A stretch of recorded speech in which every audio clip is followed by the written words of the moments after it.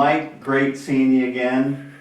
Mike Gambino with Gambino Landscape Lighting. You know, I appreciate you taking the time. This is something I've been wanting to do for quite a long time, and I know a lot of our listeners, our followers want to know your story, your background, and we'll talk about several different things about your business and how you got to where you are today. So can you tell us a little bit about your background? And Sure. First of all, thank you for having me here. Yeah. It's a pleasure always for you to come down and see you and talk to you. Yeah. Well, as you know, I'm not a native Californian. I'm born and bred in Long Island, New York, and I moved to California approximately 34 years ago. Well, it's been just about almost exactly 34 years ago now. I started off in the landscape business there. I worked for my best friend's father, and that's how I got broken into the industry at about 13 years of age. Wow. I used to cut lawns with him and really enjoyed it. I always, as growing up as a kid, I always had my hands in the soil. I always knew I wanted to do something outdoors. And I really fell in love with, with landscaping and the green industry. I got my feet wet there. Then I went on to develop my own business, and it was mostly gardening, landscaping.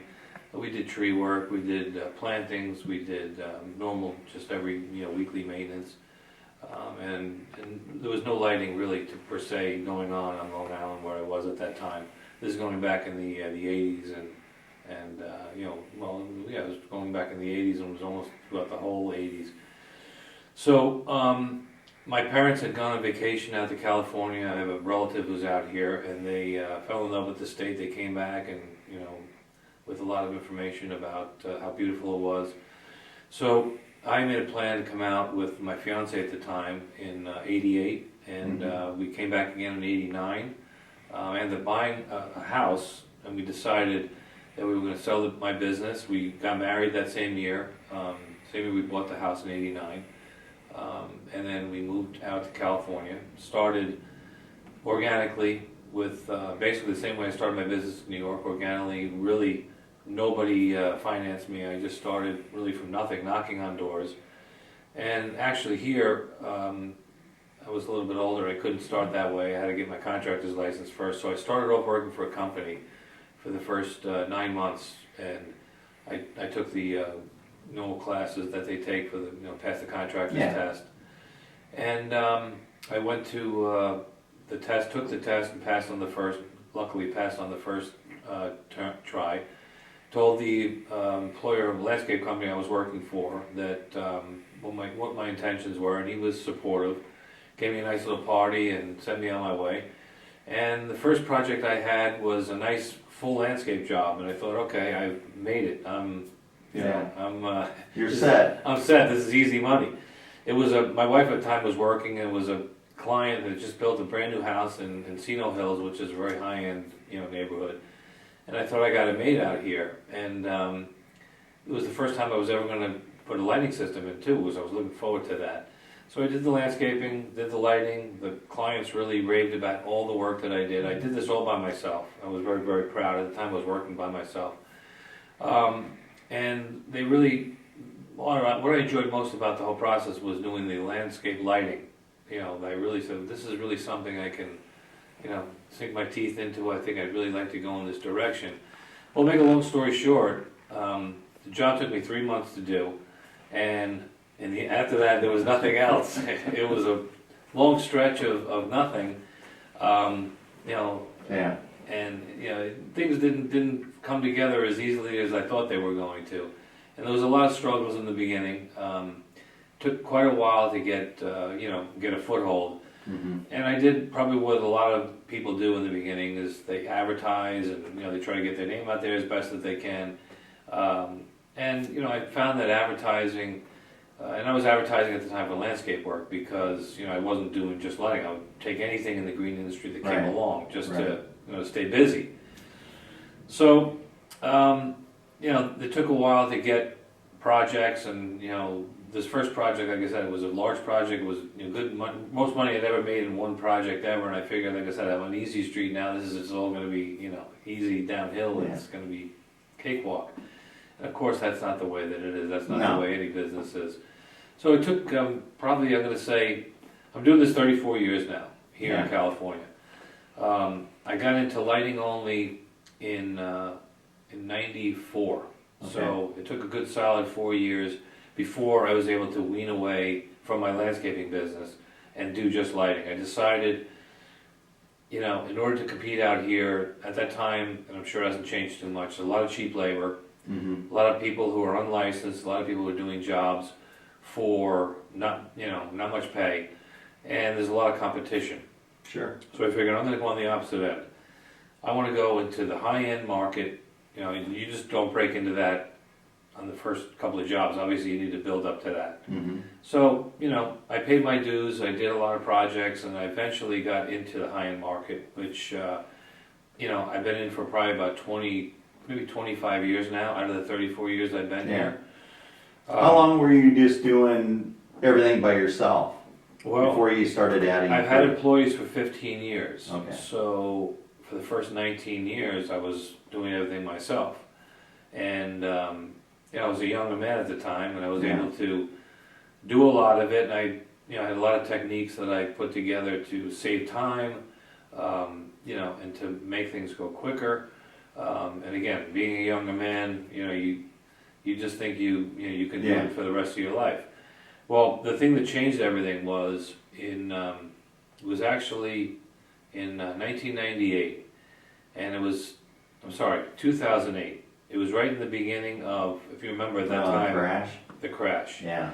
Well, that year I actually got the largest project that I ever got. It turned out to be $1 million lighting project. Jeez. And it was an hour and a half from my home. It was in Bakersfield. Yeah. So it was mandatory that we had to install conduit on this project. And I mean, I was really torn. Up until this point, I had been asked on a couple of projects to do conduit, and I was, everybody just does direct burial, so on and so forth. That's, the way it's done, and never did conduit. So in order to get this project, I had to agree to do conduit. So I said, okay, and that's what we did. We started the project. Well, let me cut to before that. I needed to hire employees because the project was so big, there was no way I was going to be able to do this on my own. So I hired my first 2 employees, and we started on the job. We started together doing conduit, and it was a learning curve that was involved in it. And it probably took us probably a couple of years, several projects before we really got our system down. And we've honed it over the years, but I've never done a project after that. I said, you know what, this was the best thing that could have ever happened. Where I didn't have a choice. I was either going to lose out on this job, which I was not going to give up at that time. Like I said, never had a project ever anywhere close to that size. So it would have been, very, very dumb of me to give it up. So it worked out, and then I said, to this day, I won't even accept a job without doing conduit because it just, to me, doesn't make any sense. I would do a lot of these high-end installs, multi-million-dollar homes. It was the other thing that bothered me for many years. And I would see that the contractor, not that the person who was doing the stereo speakers, the wiring for it, the contractor would have their people install the conduit, and then this guy who did the stereo wires would pull his wires through. And I said to myself, I've got 15 times the amount of wire on this job that's susceptible to being cut, especially during new construction, while the landscaping is going on. And they're putting their speaker wire inside conduit. Why am I not putting my wiring inside conduit? It all clicked together. I said, you know what, if I'm going to be on the high end and I'm going to have a slogan, design and build to last, and I really need to up my game. And I'll tell you what, it was one of the best, besides creating my own product line, that was probably one of the biggest improvements I ever made in my business, was going the conduit. And you set a new standard in a sense for that, because not many do that, and they should. Well, to this day, none of my competitors do. I mean, it adds a lot of cost to the project. There's no avoiding that. Number one, you need the cost of the conduit, which is now significant. When we first started doing it, it was not. Now, the cost of plastics, the cost of petroleum, which goes into making the plastics, it's not cheap anymore. Okay. Number two, it adds a lot of weight to your service vehicle. Okay, you need space for it, and it also adds a lot of weight. So you need a heavy-duty vehicle to carry it, to store it.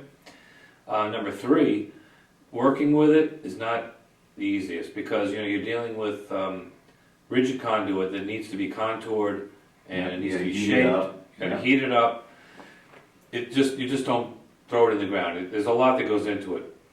And then you gotta dig trenches, which are gonna be significant enough to put multiple sized, conduit runs into trenches. Sure. So there's a lot, and this coordination of how you're gonna pull the wires through. We've done a few jobs Yeah, together, so right. you've seen firsthand how it goes. Right. And the other thing we did was probably about, I'm gonna say it's probably about 5 years in, we decided to change over. It was my idea. What we used to do was we used to put our main runs from the transformer, the home run wires to the hub. Sure. We used to use all direct buried cable on everything. We Right. changed over to THHN Yeah, perfect. flexible, the Yeah, stranded. no, that's great. And I'll tell you what, now we do dedicated runs for our home runs, so now they're in different conduits. Because what was happening was, this was also counterproductive. The whole idea of using conduit is not only to protect the cable, but it also gives you the ability at any time to go into your mains, put a fish tape through, all the way back to your transformer, and you're able to pull new mains in. We set it up like it's the artery or spoke from the old-fashioned spokes of a wheel type Yeah. of setup, where the hubs are out in the field, and then everyone links to each other, and everything goes back to the transformer. So Right. if we've got even a cable run that's 200 feet away, we're going to have several hub boxes in between, which we can pull through new cable all the way back to the transformer. Right. So this is what I call the infrastructure of your lighting system. Yeah. And it has paid off in dividends like I can't tell you. Because a lot of these projects, you're going to get people who are going to start off with very modest budgets. And once you start to put the lighting in, then all of a sudden the budget opens up on most of these projects that we do, even to this day. Yeah. We'll start off with, okay, people are very cautious and they don't know what to expect. So we'll start off sometimes modestly. And now, sometimes the projects have doubled and tripled in size and we need to pull additional cables in. We don't need to dig anymore. All of our main infrastructure is in. So in order to add more lights, more power from our transformers, now we've eliminated all of the redigging to do. Just the secondary is going to need to be dug, Sure. which cuts down significantly on the cost. So we're able to Right. offer a more value to the client, Mm-hmm. also giving them protection and peace of mind. And there's always somebody digging in the garden. If it's not a gopher, it's a gardener. Yeah. Landscapes are not static; they're constantly changing. They're Right. fluid. So there's always something happening. A tree dies, you need to put another tree in. Nobody knows where the cable is. Even if you have plans, nobody knows exactly where it is. The worst thing you can do is nick it, not cut it all the way through. Yeah. If it gets nicked and it gets damaged, that damage may not show up until 6 months, 2 years, 3 years later, because now the corrosion has occurred, throughout the copper, and now nobody knows where the cut is. So you've got to go back in, you've got to change that whole line, which can be very costly. Right. And they usually happen in inopportune times too. Usually when there's a party that's going to happen or Yeah. whatever. Big holiday, something. Exactly. Yeah. So we avoid all that. I can't even remember the last time we've had an occurrence, we've had a callback for a cable cut or something like that. Right. It just doesn't happen. Well, that fits your brand too, of systems built to last. Right, exactly. Which is awesome. Yeah. That's true, yeah. And that was another thing I thought. I said, we're giving the best product out there, we're giving the best installation, but it's really not if we're not our weakest, you're only as good as, what they say, you're only as good as your weakest link. Right. And at that point, that was our weakest link. At any time, somebody can come and put a shovel through our main lines and it would take out a bunch of the lights, or even our secondaries, which could trip the breaker and take out a bunch of lights as well. Sure. Either way, it's, the client is going to, it puts a poor reflection upon you Sure. because you're going to be responsible for it. Right. So that's one thing that we've done that's really set us apart, and it's made a big difference in our business. And people always ask me, oh well, what happens if people don't want to pay for it? Then that's not our client. We just don't work for that client. We Yeah. do super high-end work. We offer it standard on our systems. We will not put a system in without conduit because I believe so strongly in the system. That's such an integral part of it. It would be like, trying to serve a main course without spaghetti dinner without sauce on top. Yeah, You know, I mean, you can eat it, but it's it's not going to be very tasty. sure. So that's something that's been really, really important. That's sort of an innovation that we've come That's up good. with. That's It's awesome. worked out well. Do you have other suggestions towards, because I look at you and I see the high bar always. Thank you. I've known you since the beginning of it's the end of the 90s was Right. when we first met. And in all my years, I haven't found anybody in the industry yet that can match your standards in that sense. So what would you suggest to people? Like, how can they raise their standards? What things should they be looking for in quality, whether it's in products or labor? I mean, whatever you feel on any of that, I'd love to hear Well, your to thoughts. this day, and I just picked up an unbelievable pointer. I mean, you think you know it all. You've been doing this for so long. I was just in Las Vegas a few weeks ago, and they just opened up a new resort. And it wasn't the lighting outdoors that caught my attention, but it was the lighting indoors.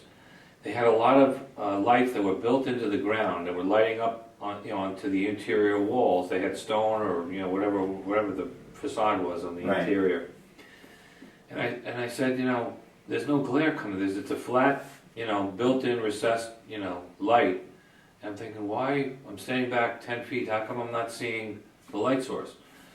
They had an insert in half of the lens blacked out, Oh, which makes sense. There was no need for the light to go this way. The only perceivable light was going towards the wall. So any light that was going to be going in the other direction was going to get lost in the atmosphere. So what they did was they blacked out the lens. So nice. we've been doing this for the last couple of weeks, and I just did it on my own gate at my own house, just Oh, as a test. I nice. always try everything out of my own house first. Yeah, And I said, you know what? There's a new idea just picked up. But I'm constantly looking, for new ideas. A lot of times even outside of our own, Yeah. our own other industries. other industry. Yeah, for sure. But constantly look for different ways of doing things, whether it be business, whether it be, trade associated. And you can pick up good pointers from different Yeah. trades. But in regards to improvement, I always want to set the bar as high as I can. Back up until even recently, people have been cutting back on the size of the fixtures, making them really small. Mhm. Our fixture sizes are the way they should be. Yeah, You put a small fixture out there and it gets covered with foliage in no time, or the gardener steps on it because he doesn't see it, it gets broken. And you just can't really get a wide flood out of a fixture that's, where the aperture is this big. right. All right, there's a place for some of these small little fixtures, but not, on a whole General. project. Yeah, And that's what a lot of these manufacturers, a lot of these guys are taking small fixtures because they're trying to come in at a lower price point. But if you're sacrificing that, and you can't create the effects that you need to create, then, how are you going to get your main objective, which is to do Right. the best job you can? Mhm. So our fixture sizes have not, we haven't chinched on any of the brass. We do brass stakes, where a lot of guys are doing plastic. Yeah, We cement the path lights in. Of course, we do our system that we just discussed before, where all the conduit, yeah. conduit, and we have a certain way that we run the cable. As you know, you worked a couple of jobs with us. Mhm. We just, we try and do every job the same way. Consistency is really important. And I tell people who look at, our jobs, what you see is what you get. I photograph every project, and, I try and be consistent in the way I design. So I look at people and I say, I have a signature way of doing things, and you can see as you look across the photos that things are done pretty much the same way in every, not that we just go and do what we want, Right, but most people who hire us are hiring us because they like what they see. So I pretty much insist on, total control over the design. Because when a client's going to sit there and tell you, well, that tree only needs one light. When was the last time they designed a lighting right. project? Never. Yeah. What's their background? So I say, don't get caught up in the quantity of the fixtures or the placement. Let me handle that. Once you see what I can do, then we'll pick up that discussion again. And usually it never gets picked up again because they realize what I've done is what they like. So Right. you know, that's just another. Speaking of control, can you elaborate a little more on what you do to try to make sure that you keep the customer, I don't want to say in line, because I know that sounds bad, but you know what I mean, so that they're not taking advantage of you Right. and what you bring to the table. Well, this is the problem with, and this happens even on the high end, happens probably on any, you know, any sales call that someone's going to go on. Most people have never had experience with a really good high quality lighting system, so they really don't know what to expect. When you tell them, and this is usually the deal breaker in a lot of cases for some, oh, 100 fixtures. Oh, I don't want it to look like Disneyland. I don't want it to look like whatever, you know, Las Vegas. That's the two most common ones I get. And I tell them all the time, don't equate fixtures. I only tell them because we have to have a, you know, in order for them to understand, and for contract purposes, you know, X amount of dollars, X amount of lights, we need to have these discussions. But on the other hand, I wish we didn't have to, because a lot of times I like to tell them whatever it takes. But of course, you need to have these discussions for contractual, you know, reasons. Sure. Of how many fixtures you're going to have, what the equipment's going to be, and so forth. But a lot of people get caught up in the number of fixtures. They feel that the place is going to be overlit, it's going to be garish, it's going to be, it's not going to be what they want. But that's not the case. You know, fixture counts are not the most important thing. It's the brightness of the lamps, it's the way they're positioned, and you know, what we do is a lot of the whole idea behind this type of lighting is there's going to be multiple light sources, low wattage, low lumen, to create the effects that we create. That's a lot of people don't understand that. They figure they see interior lighting, they see lighting in parks and ball fields. They're familiar with that. There's usually a couple light sources and they're just big floods, and you know, it's not that type of thing. So there's a whole education process that needs to occur, and unfortunately that occurs almost on every single project. Sure. So I rely heavily on my photos. I tell them, if you like what you see here, then just trust me, we're going to deliver the same. And most of the time it works out. Sometimes you get people a little bit, you know, uneasy about it, and they want to micromanage, and you know, they become a little bit more difficult to work with. But you need to take control, because if you start sacrificing and listening to a client that tells you only need one light instead of three, when you know you can't create the depth and you can't create the type of look that you want to create with that one fixture, then you need to put your foot down. You either decide you're not going to do the job, or you know, you're going to explain to them that this is the way it has to be, or you know, you need to choose somebody else. So it's a hard decision to make, but you have to believe in yourself, because when you start sacrificing your values just in order to suit, you know, what somebody else believes the way it should be, then they're not going to be your client. They're going to fight you every you know, step of the way. It's just not going to be a good process. It's really not going to be a good. How about your sales process? And because this kind of combines in with that, how do you maneuver through that from start to finish, so then that way they know kind of where, you know, that how that all falls in line? The way I like to work is this. There's a reason why I don't like to put anything down on paper in regards to design. There's a few reasons for it. Number one, it gives something to somebody that they can shop around. The way I feel is that I've been doing this for long enough, and I try and pre-qualify in the phone, but there's no way until you get out there to really be able to know where the people are at. Some people will talk a good game, and then when you get there, they want to shop around or whatever. That's their right to do that. But, you know, we're really not going to be the type of person that they're going to hire if they want the lowest price. We're just never going to be we're never going to be able to compete that way. So I tell them that from the front. You know, we're doing something that's totally different than most others, and we're going to be higher price point. But if you want results, and if you like what we do, and you know, you like the fact that we maintain everything, we stand behind our product, we have the highest end product that's available, and we do conduit, so on and so forth, then we're your company. So from the beginning, when we come out, I try and always sell the job on the first meeting, unless the job is so big where I need to make another trip. And there's always exception to every rule, but for the most part, if it's a smaller size project, medium sized project, I always tell them I'm going to quote the project. And I'm not a high pressure salesperson. Yeah. But I let them understand, that we're in demand, and sometimes we could be booked out 3 to 5 months, and depending on when you want your project done, we sell the jobs, we schedule the jobs in the order that we sell them. And I do all the sales and all the meetings, all the design consultations. So, and that's the other thing too, we charge for consultations. We know that, I know that a client who doesn't want to pay a small fee for me to come out to meet with them is not going to be a client for us. That's, Right. And if look, they can't do that, there's no way. well, that's my feeling on it. I've been doing this long enough to realize that if they won't even put a small amount of money up to meet with me, because even if they don't hire me, I feel that they're going to get enough value from the meeting that, if they do hire somebody else, they would have learned from me, pick up things they didn't know, or got some ideas that they wouldn't have thought of otherwise.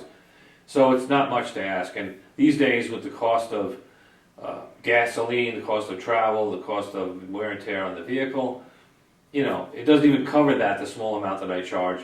But it is a good qualifier, because if they're not willing to put anything out, then you're just going to be another number in their, 3 or 4 bid, which is crazy, because these HGTV programs or whoever they are, the Angie's List tells you to go and get 3 or 4 quotes, which is nonsense. I mean, for me, when I hire somebody, I want to find the best person. I don't have time for 3 or 4 quotes. Unless the person who comes and I call is totally unqualified, then I'll have somebody else. But I mean, whenever I hire somebody for my own house, I don't use that rule. It's just, you have to have it's kind of ridiculous. Yeah. So what we'll do is meet and greet. Obviously, come out. I want to get the idea of what they're looking for and what what their ideas are, and then we'll walk the property together. And then usually I want some quiet time by myself so I can walk around on my own, and give me 15 to maybe sometimes up to 45 minutes alone, putting things on paper. And I can do this very, very quickly. What I'm trying to arrive at is just a general idea of how many fixtures I need. I've designed my quality fixture line is set up in such a way that there is such a close proximity and cost to almost every fixture, that once I get a quantity of fixtures, I can quickly arrive at how many transformers I'm going to need, and a general idea of how much cable I'm going to need, just a general idea. I can arrive at a price right at that meeting, and I find that really important.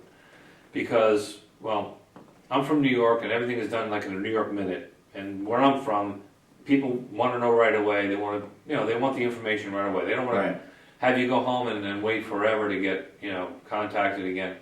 So I have found that people find a lot of value in getting a quote instantly. And then again, I don't make a point of pressuring them, but I make them know that, if you make a decision here, this is the best price you're going to get. At this time, and you'll be put right into our construction schedule. Right. So there's a lot of value to closing with us on the first evening. And I want to make sure all the decision makers are there. So this way they're there for the full presentation.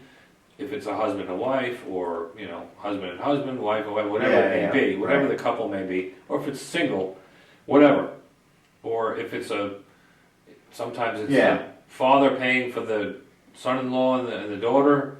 Whatever it may be, I want them all there so I can explain everything. So there's no excuses to wait. Well, this way they know what we're going to do, and then there's no questions, And because when you see a price like that and you don't know what is going into it, obviously it makes it very difficult to make a decision.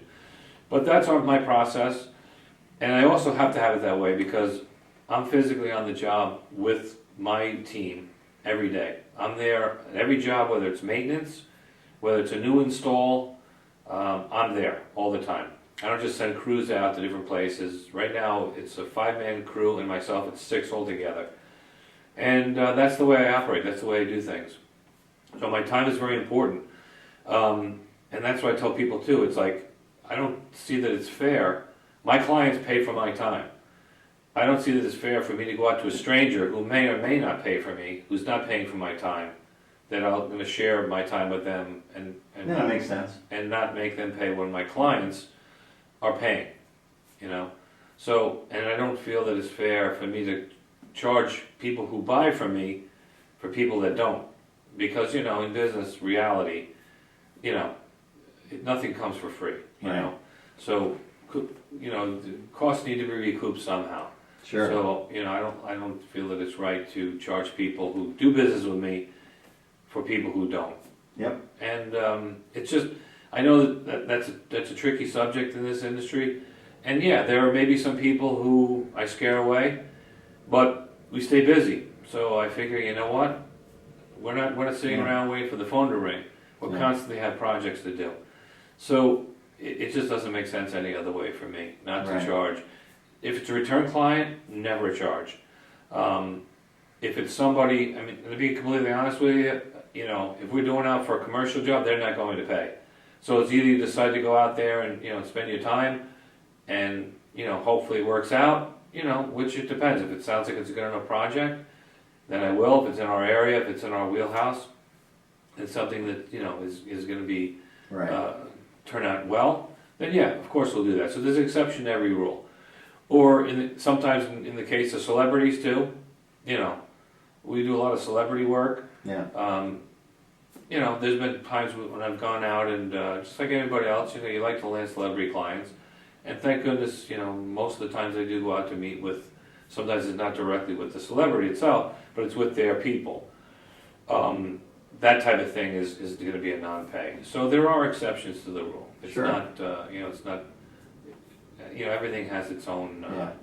own. Can you talk a little bit about celebrities or the highly affluent types that you typically run across, and how do you manage people like that, or how do you maneuver through that? Because like you said, you may be talking to a representative Right. or a manager, not Right. specifically the celebrity.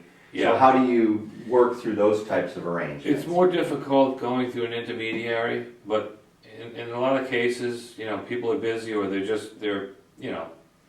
they're highly celebrated, Yeah. and they're just not going to meet with you. You're only going to see them maybe a couple times on the job, and that's okay. I mean, that's just the way it's going to be. I mean, you can either decide not to take the project under those terms, or you make the best of it. But you have to wait for answers. You have to go through an intermediary, obviously, because those are the rules of the game.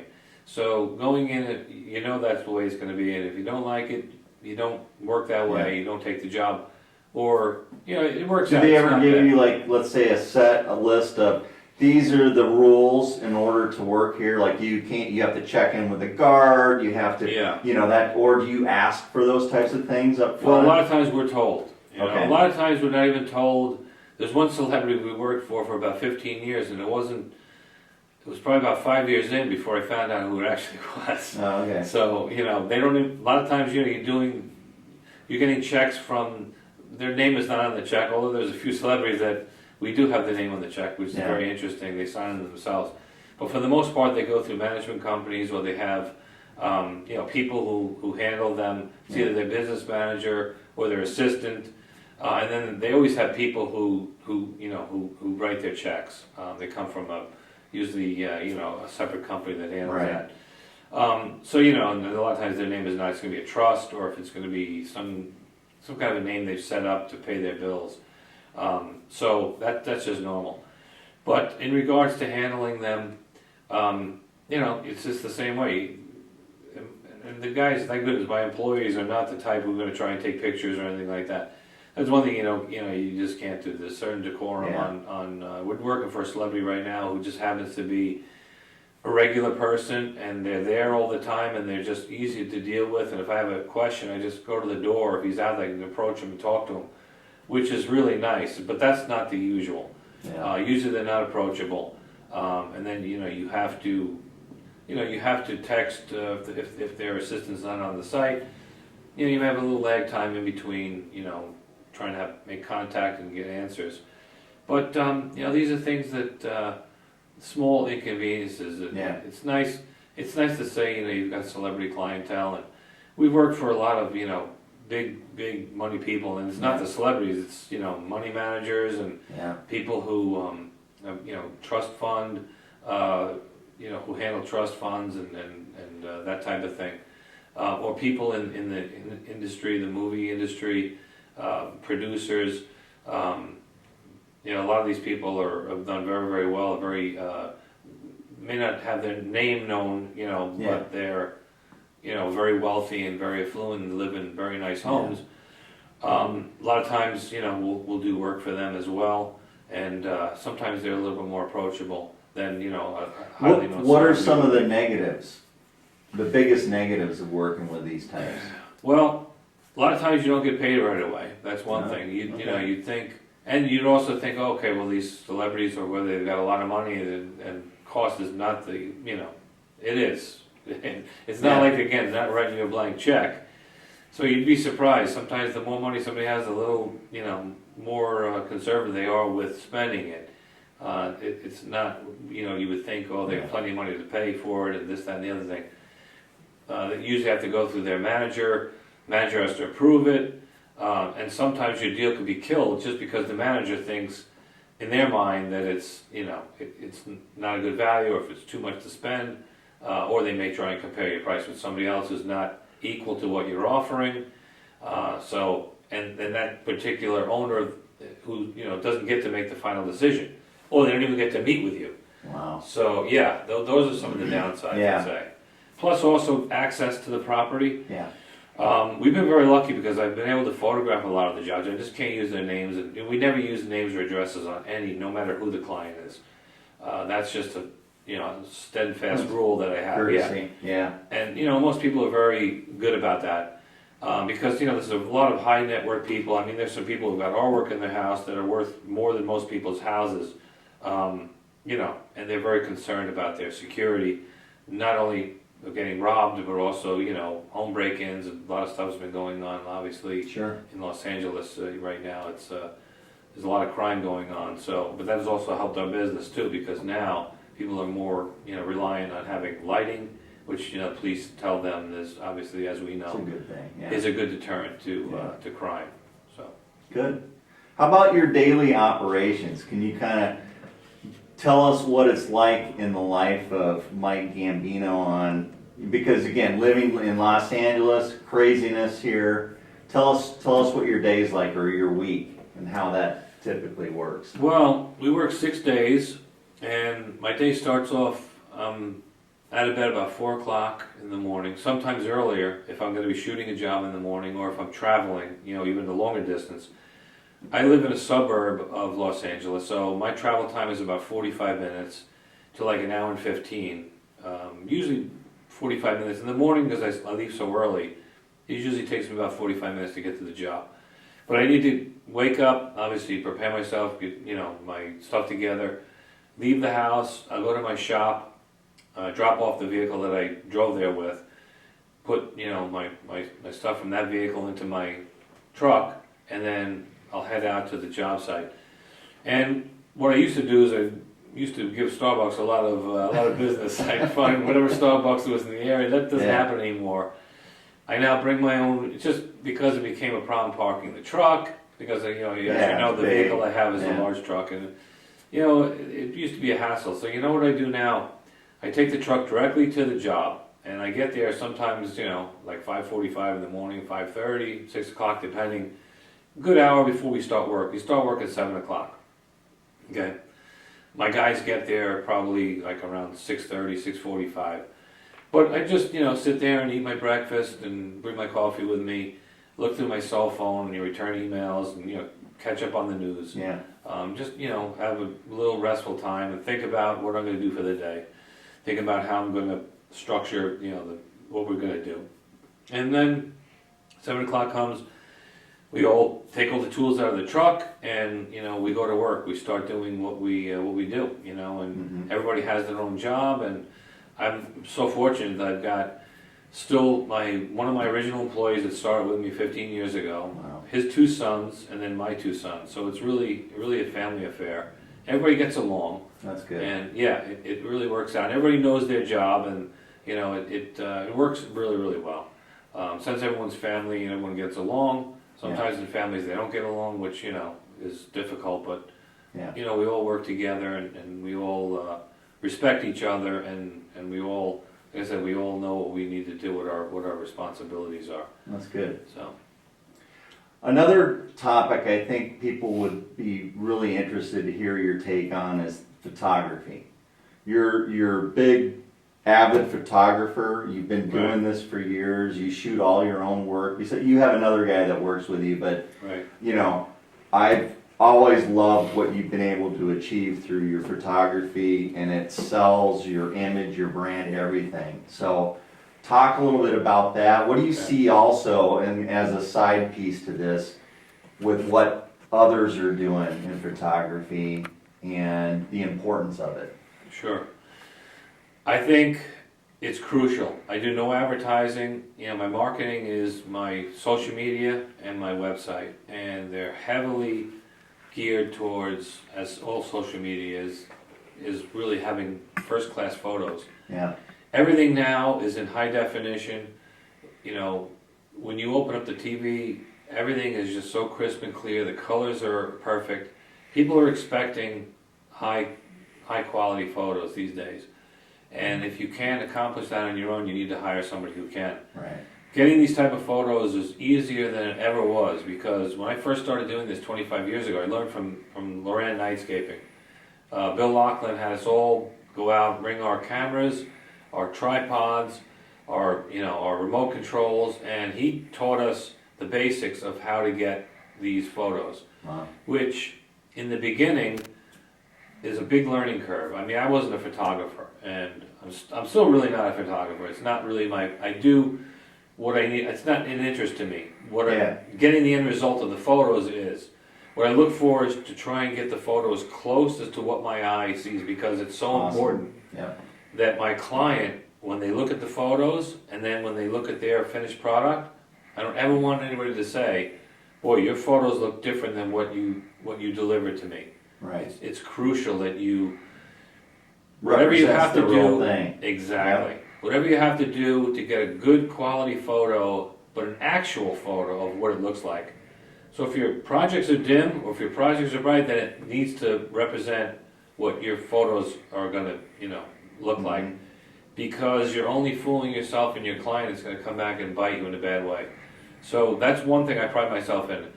I've honed it down. I went obviously from film for, it's been probably 15 years now we've been using digital, maybe 20 years, I don't remember, it's been so long.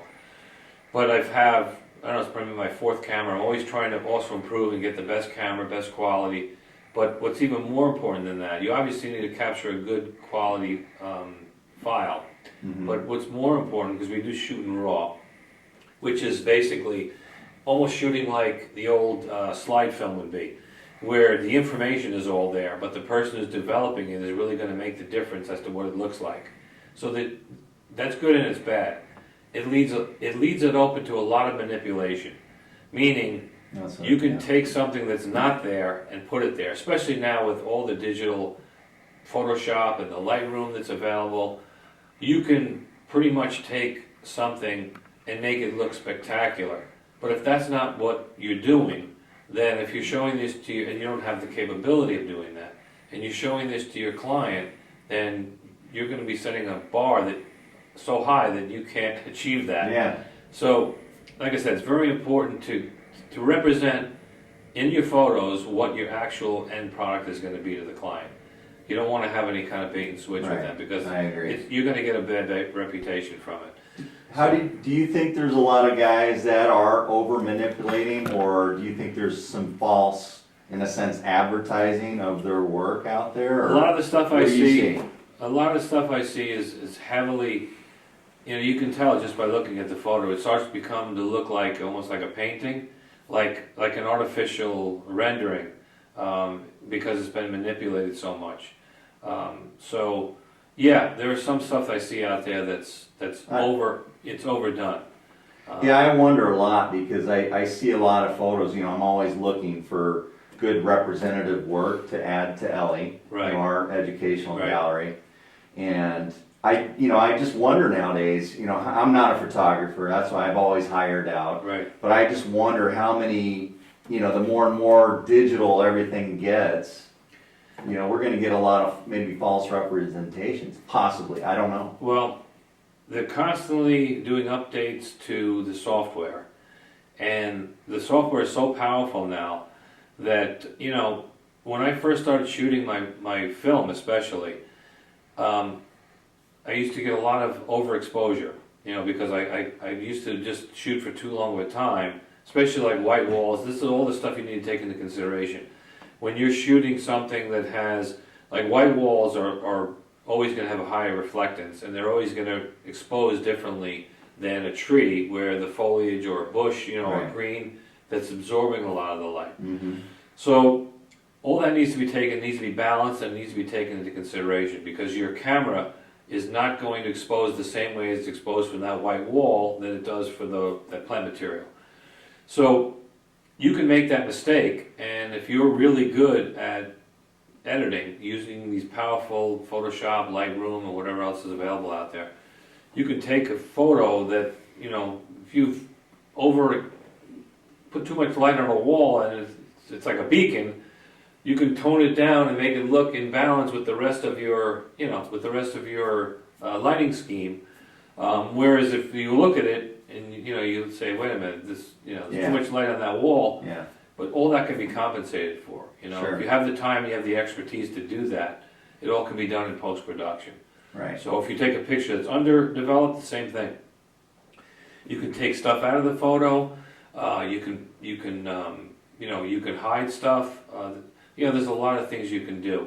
It puts a lot of cheating capabilities in there. Yeah. You know. Now look, if the photo is bad and you're going to touch it up to the point where it looks the way it actually looks only because you took a bad photo, I have no problem with that. Again, it's all about reproducing what is actually there that the physical eye sees. Yeah. So if you're manipulating to make it look like that, if the photo doesn't come out so great, but you're manipulating to look like the way it actually is, then that's fine. But, you know, if you're doing things to make it look, enhance it, to make it look better than it actually really is, then that, I think, that's going over the line. You know? Sure. Because it's, like I said, it's not going to be a good representation. Because sometimes I've seen jobs and I've seen photos, Yeah. and you're like, wait a minute, that doesn't look like that, you know? Yeah. It's just, you can tell when it's been heavily touched up. Right. It's, you know, it leaves a lot of signs behind. Yep. So. Well, and I will say this as a testament to you and your projects, because I haven't had the luxury to go visit everybody that I know and Right. their work, But but you've I've been on the jobs, been yeah. on many of your projects. Right. And I've seen firsthand, and yours looks exactly like it does in the photo, which is awesome. Well, And that's important. That's a powerful thing. this is another aspect of the photography. This is what I'll do. I'll take photos of work in progress, and I go back to my desk with them, you know, after hours, and I'll study those photos, and I'll realize, wait a minute, I have too much light here, Yeah, that's awesome. or I don't have enough light over here. I need extra light in this area, and I can make adjustments on the fly, which has become so important. Mm-hmm. And I think I've made a couple of social media posts on this where I've shown, you know, where I've come in the morning and I've realized, wait a minute, you know, either I need to move this light because it's too close to the wall, it's a little bit too hot, too close to the trunk, or I need another light over here, it's a little bit too dark over here. That's how important of a tool the photography is. And it can also help your designs. Because look, I've been doing this for 34 years, but you know what? Nobody's perfect. Yeah. Nobody's going to hit a home run. I mean, no one is perfect out of the box on every single job. You know, it's just not possible. Every single landscape, every single project you do is unique. No two landscapes are ever the same. So, you know, you can have a certain way of doing things, but you're just not going to hit a home run on every job. And this is a tool that is indispensable. It's a great tool. Yeah, I because agree. it's almost like taking a video. Like back in the day, I was very into baseball, you know, and they used to take videos of your swing, you know, and you can analyze them and say, wait a minute, I can see where I made those mistakes. Yeah, exactly. Right. I'm dropping my elbow. I'm bringing this arm too high. My stride is off. right. And you know, those instructional videos of yourself were like indispensable because you can see where you're making the mistakes and you can adapt, you can make changes, and you become aware of them. Yeah. And doing this on job sites, that's why I like taking them in the morning, because by the evening I'm already looking at, you know, what I need to do the next day to, and sometimes I just notice on the site when I'm there in the morning. I'm like, whoa, wait a minute, we gotta make sure we move that light today because it's no good. It's not in the right place. It's just, again, it's too hot, or it's not creating the effect that I want. or the lamp is not the right lamp, or I need to put a louver in there, I need to put a shield on there, I need to do something because it's just, it's not proper. Right. So a lot of that is picked up in observation, Yep. And when used to be back in the day, I think this was putting the cart before the horse. This was the other thing I realized, wait a minute. I'm coming out to look at these jobs when they're done. It's too late already. Yeah. I need to look at these jobs when they're in progress, when I can make these adjustments, when it's a lot easier, especially now we're doing conduit. It's a lot easier to make these adjustments before we finalize the job. We can move the lights, before we go and finish everything up. Yeah. So I want to observe these as work in progress. That's also become a huge game changer. Mm-hmm. Whereas before, I'd go to the job, total job is done. I'm like, oh, wait a minute, I got to come back the next day, fix all this stuff. Yeah. Now I can't get paid because I'm not done. Right. I'm not finished with the project. You know what I mean? Yeah. So, and I don't want to show an end product to a client or something I'm claiming is done until I know that it's finished, that, I'm happy with it. All the lights are in the right place. Everything is the way it should be. Sure. So, these are all things. One thing I haven't mentioned through all this is that everything I like to do with efficiency.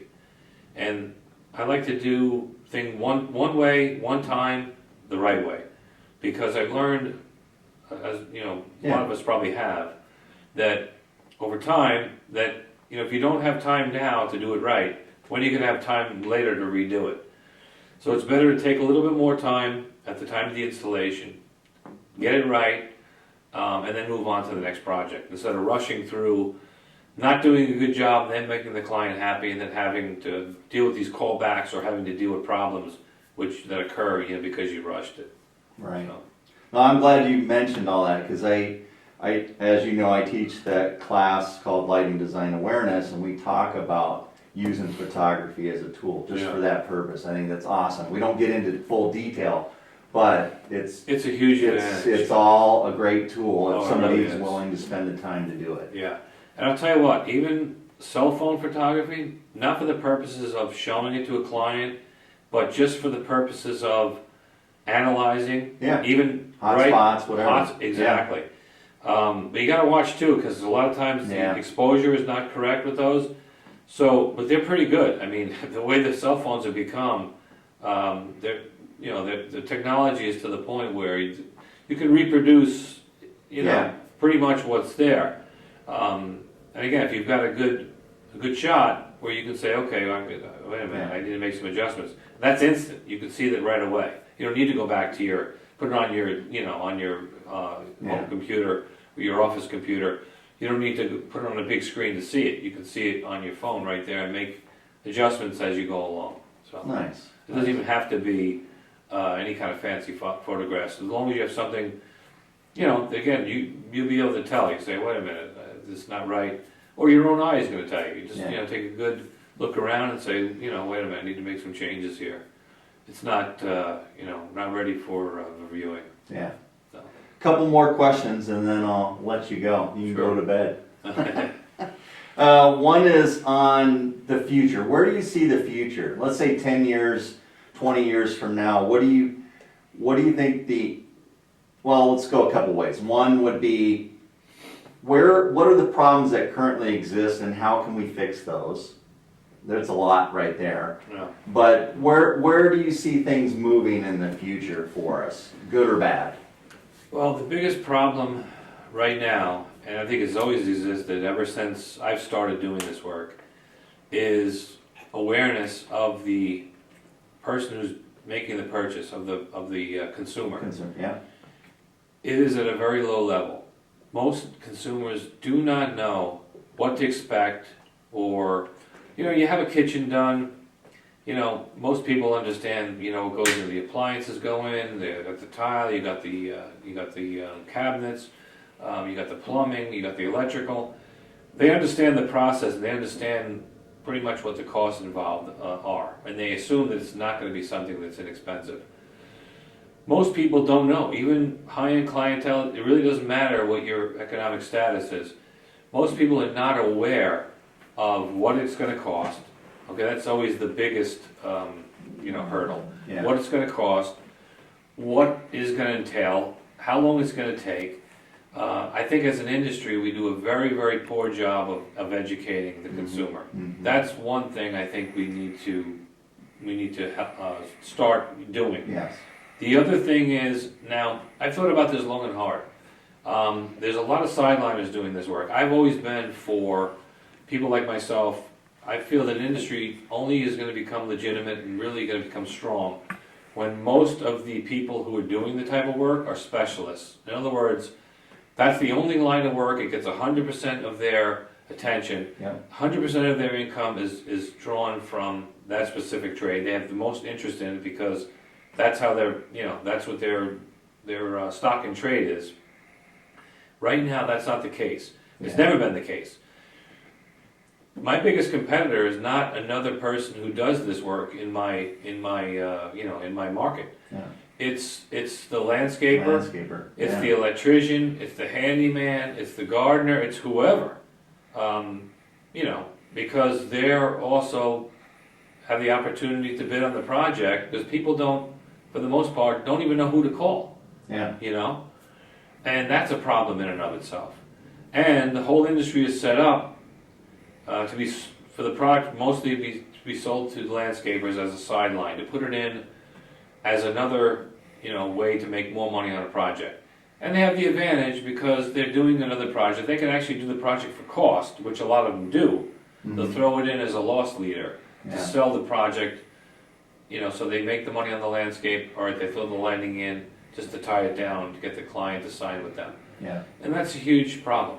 And the whole industry, most of the sellers of the product, the distributors of the product, they encourage this. Yeah. For them, they're getting paid. They don't care. Yeah. They're selling the product.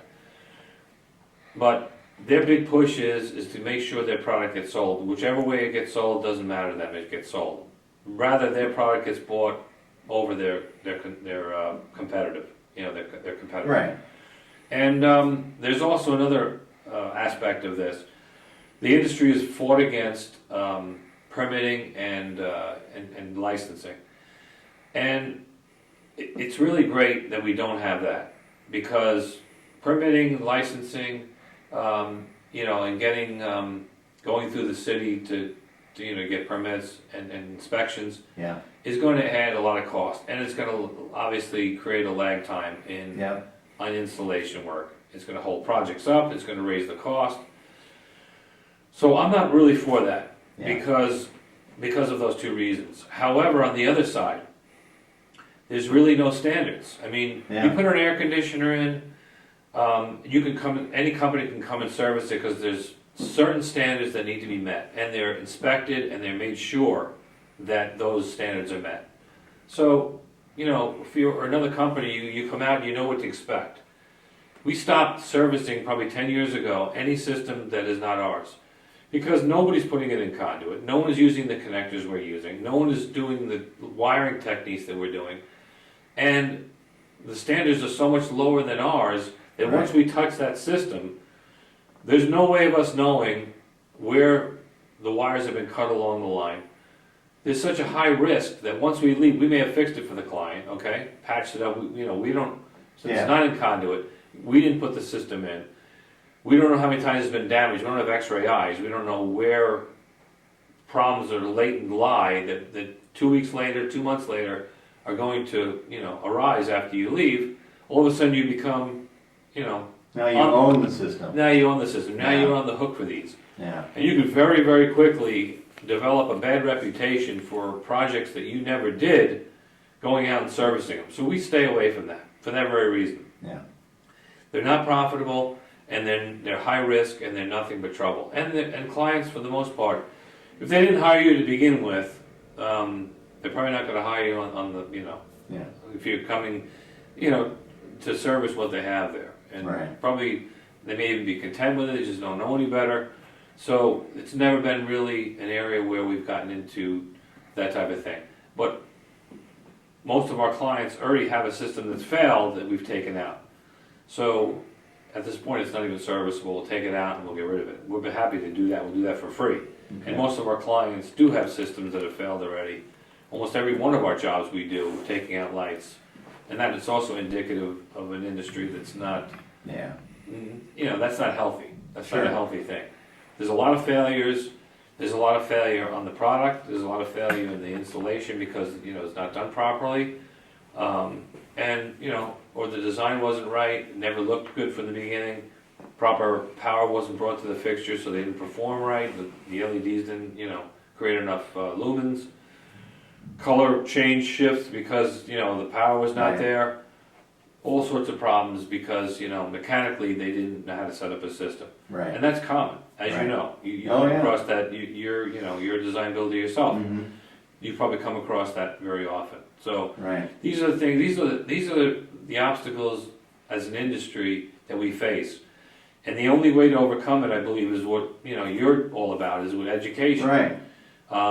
Raising the level. That's why I appreciate what you're doing with ELLI, and I'm very happy to be a part Thank of you. it. No, we're excited you're on board because you're a role model, a standard that everybody should aspire to. Well, I'd like to see the standards go up. I'd like to see a day where things are being done the same way, Mhm. whether you're in California, whether you're in New York, or anywhere in between. Sure. That if you come to a lighting system and it's not your system and you come out to service it, that you can predict where things are going to be. They're going to be, all your connections are going to be inside hub boxes. Wiring is going to be run in such a way, it's going to be inside conduit. Your transformers are going to be in certain areas. Your controls are going to be standardized. Things are going to be much easier to, there's going to be little left to chance. Sure. And systems will be serviceable instead of ripping out and redoing and Yeah. Throwing these things in the Disposable. landfill or Yeah. disposal, or recycling the material, which is mostly what's being done. So, like I said, I thought long and hard about the licensing end of it. Licensing, I'm all for. Let me clarify that. Licensing, I think, is something that should be a standard license. I think that'll get rid of a lot of the Well, that issues. could separate, the, There should be a specialized license for low voltage landscape lighting. That I'm all for. As for requiring permits and inspections, that type of thing, I'm not for that because that is going to add cost and it's going to also add a lot of downtime and disruption in the job, getting inspectors out there, and that I think is going to be not a good thing. Yep. But licensing, I think absolutely. And that's something I would like to see because it'll take a lot of people. All right, you're still going to get the unlicensed. There's a lot of unlicensed people who are doing jobs they shouldn't be doing. Right. And you're still going to get that amount of, some certain amount of that going on. But at least we've already tried to raise the bar in regards to licensing. Sure. And, education and, making sure everybody knows how to install a system a safe way, an effective way too. Safety is very important. That's obviously number one. Sure. We're dealing with electricity. So safety is something, and this is one thing Bill Locker used to say.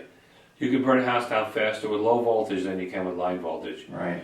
And as you know, try and take two conductors of low voltage wire and hold them loosely between your fingers. You couldn't do it for more than a second Yeah. because the heat that builds up is The amperage, amperage is Yeah. really high. And it's not the electrical shock from the voltage that's going to get you, but it's the heat that builds up with bad connections. And if they're in contact with something that's combustible, fires can occur in a very quick way. Oh, yeah. So it's not the shock that you're going to get, but it's the fire hazard. Exactly. Yeah. You heard a lot of those stories. Yeah. Final question for you that I have, and then I'll open it up to you if you have something else you'd like to talk about. But I'd like to know, what is it, because this is part of our legacy series that we're doing through ELLI. We want to preserve stories, history, of people that have been doing this like yourself for so long. I think it's important that we preserve this and pass this information along to the next generation, that type of thing. What would you like to be remembered for? I'd like to remember for the quality of the install, quality of the product I put out there, the fact that of consistency, I felt that, I've started off just like everybody else, with, started off very organically. I wasn't given a boatload of money. I started off with my own. I was never financed by anybody. I started off with nothing, and built it up into something. So what I'd like to be known as a hard worker. I'm out there every day trying to improve, my system, my way of doing business, the way I treat my employees, constantly improving. Every week, every project, we learn something. Like I said earlier in our discussion, learning about, how there's another way on a flat lens without having to put a louver in there, without having to put a back shield on it, creating a nice, cut down. Cut off, exactly. Yeah. That's mostly what I'd like to be remembered for. Like I said, my work ethic is something that's real important to me. Oh, for sure. And the fact that I've been out there, and I don't think in the 34 years I don't think that I've been doing this. I don't think there's anybody on the face of the earth that's installed has handled more lighting anywhere than I have. I mean, I don't think there's anybody who has more. Maybe I don't know. Well, most of the guys that are 20, 30 plus years, most of them aren't even in the They've field gone out anymore. of the field, yeah. Right, they're just doing sales or Right. they're running a company, which is great. Right. But you're still doing everything, which is amazing. Well, I can't say I'm doing. I mean, I'm Well, I'm involved with every aspect. Right. I'm right down to digging. I still dig too. Yeah. You never know. But, Oh, I know. Yeah. With back in the day, it used to be Slim Jim, but not anymore. As we get older, even with all the exercise. But I'm still active in that matter. I'm still actually digging. There's no prima donna. I'm not just a stand around manager. Or, I get involved and this is what I love to do. In business they say work on your business, not in your business, and that's something I don't subscribe to. Yeah. I physically like to get in the business. Look, everybody has their own way of doing things. Yeah. And there's nothing wrong with either way, whatever works for you. But for me, I like to physically get involved with the business. It's just something I like to be hands-on. Yeah. I like to hand install every fixture, aim, every fixture. I like to have my hand. To me, I get the satisfaction. It's like I'm responsible for either signature. way. Yeah. Well, either way, I'm responsible for the end result. Doesn't matter whether it's good, bad, or indifferent. I'm going to be the one who's going to be responsible for it. So I might as well, get involved. Although I have very capable employees, I've trained them in a very good way that they can do it and install on their own. They know my ways. If I wasn't around, knock on wood, they would still be able to do a really good install because we've been doing it for so long. And we do the same thing on every single job. It's repetition and it works. And that's really something I'd like to drum, into people who are starting this. Latch on to a good way of doing things. I mean, don't marry it if it's not working. In other words, don't stick with it. Be open to change and improvement. But when you found something that works, stick with it until it doesn't work anymore, until something else better comes along, and then adapt into that. But there's only so many ways you can skin the cat. So as long as you're happy with the way things are going and you're getting good results, you stick with them until something else better comes along. Awesome. It's been a good way for us to work. Okay. Anything else? Any final thoughts or things that you'd like to pass along? What about like tips for new guys, how they can maybe get ahead? A lot of hard work. I mean, this industry is not for people who just think they're going to get involved in this and then they're going to come knocking your door down. It's a very hard business to be in because, like we discussed earlier, landscape lighting is the last thing to go in. And a lot of times during new construction, there's no budget left for it. So you're going to be the first that's going to get cut. Even when it's a down the line project. Bill Lock, there's one thing I never agreed with Bill Lock on. He used to say, people are going to expect landscape lighting to be expensive, don't disappoint them. Well, I have found just the opposite. They just, for some reason, people, I don't know if it's the old kid idea or they've had access to people who have worked cheap before, but for some reason they just don't have any idea what it costs. And they always expect that it's going to, if you tell them $10, they're going to expect $5. It doesn't matter what the cost is. They're always going to think that it's going to be less. And you have to overcome that. So there's a big challenge there. And I think that's probably one of the biggest challenges people are gonna have who are doing this, who are just starting out doing this. But it all flows in what you're offering. You have to be offering them a really high quality product, really high quality install. You have to have something to show. You know, your trucks have to be in. Right. Our trucks are always cleaned and polished. They're new. They're kept, in top condition. Each of our trucks are set up for like a tool. There's a big investment in these trucks. People see that, and they have to right off the bat and say, "Look, this company is legitimate. They put a big investment into what they do." Right. I feel that's really important. I mean, we keep the trucks really clean because, to me, when I go down the road and I see beat up trucks, and I see trucks with no signage, Mhm. I see trucks with fading and lettering that's coming off. To me, that shows somebody doesn't care. They're not fastidious. They're not going to be that way on my project. Right. So for me personally, that would be a turn off. And when you're dealing in the high end, like one of the questions you asked before, how is the affluent client different than the regular type of client you're going to have? Right. The more money somebody's paying, the more they're going to expect from you. So you really have to abide by a higher standard, and they're just going to expect more from you. You're going to have to deliver more, and you're going to have to keep a clean work site, work efficiently, not leave dirt behind. So this is an important thing. So you clean up the job site every day. These are things you should think that go without saying. Right. But a lot of times they're overlooked. Yeah. You want to make sure that you're doing clean work and you're doing it in a methodical way that people realize that, hey, look, when they look at you working, they say, this guys are really, they're not laying out and taking a suntan all day. Yeah. They're out there working. They're giving me a good value for my money, and they're leaving the job site clean and neat, and their work speaks for themselves. So all these things are really important. Okay. If you're getting into the business, again, it's not going to happen overnight. I like to tell people I'm an overnight success that's taken 34 years. In reality, I really started to excel like for the last 20 years is when we really, I've really done well. It probably took me a good 15 years to get established, and it just doesn't happen overnight. Maybe now because people know more, there's more lighting, people are more aware of it. Right. But I can remember a time when people used to ask me, what do you do for a living? I'm a landscape lighting design installer. Like, wow, you can make a living doing that? People were shocked. Yeah.